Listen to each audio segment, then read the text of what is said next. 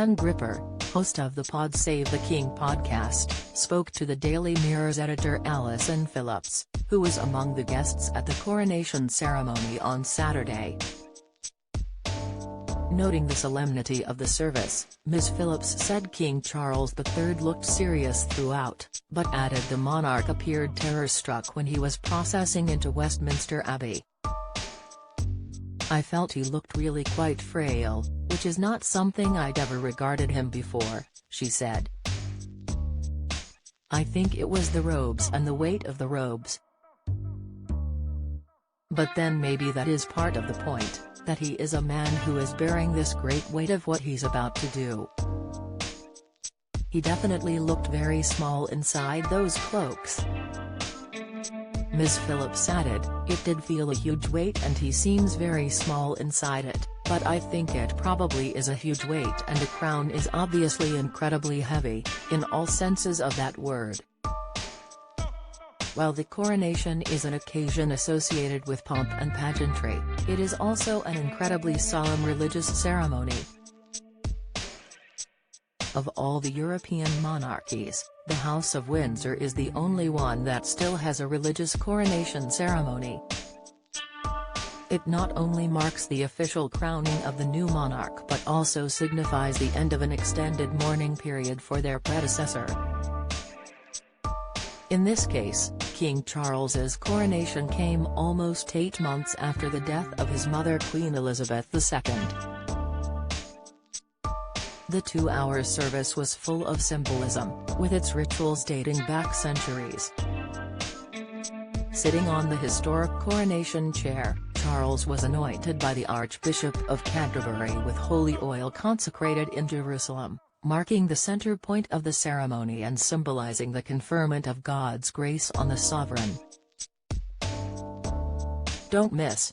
Harry handled coronation right as Prince praised for low-key visit. Latest poll: should King Charles be allowed to speak out on political issues?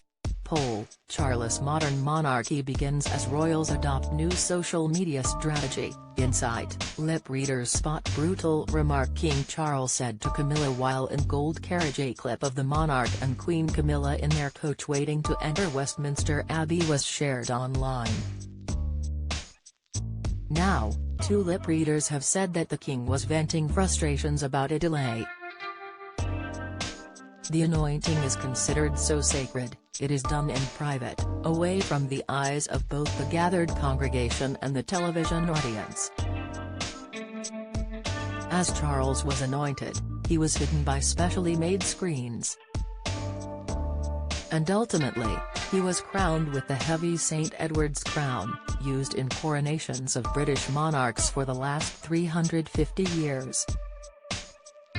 He was then presented with the coronation regalia, which includes an ornate golden orb, scepters, swords and a ring, and forms part of the crown jewels and variously symbolizes the king's power, authority and duties, as well as the power of God.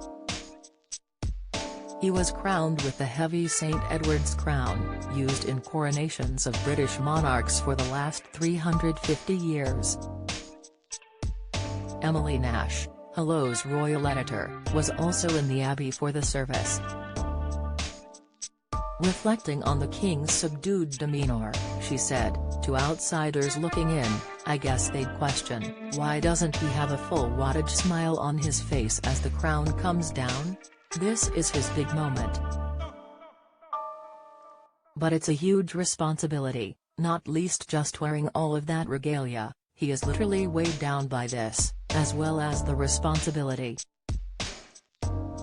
Amy Griffiths, host of the podcast, said, "It must be such complicated emotions, finally having your coronation that you've been preparing your whole life for, but it can't just be happiness and excitement.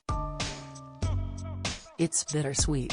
Aged 73 when he ascended the throne, Charles was the oldest person in history to become monarch.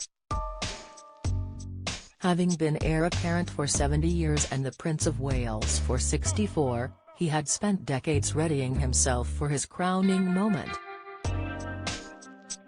Following his coronation, he thanked all those who have helped to make this such a special occasion. In a statement, he said, "To know that we have your support and encouragement, and to witness your kindness expressed in so many different ways, has been the greatest possible coronation gift, as we now rededicate our lives to serving the people of the United Kingdom, the realms and Commonwealth."